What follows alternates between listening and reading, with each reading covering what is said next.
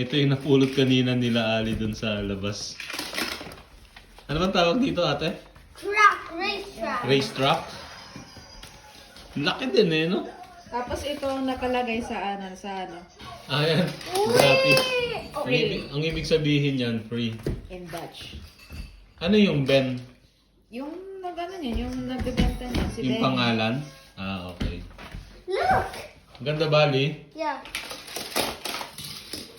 Yan ang magiging malaking kalat ngayon uli dito sa bahay. Panibagong malaking kalat. Dahil sigurado, yung mga kotse na nandun, yan, meron ng pag-aanuhan. Yan ang magiging kalat namin ngayon. Look closely. So, ano, Ali? Okay ba yan? Yeah. Tapon na natin? No. Are you happy? Look closely. Look. Look. So, yan. Every Yan time lang. it goes. Salamat sa nagtapon. May napulot kami.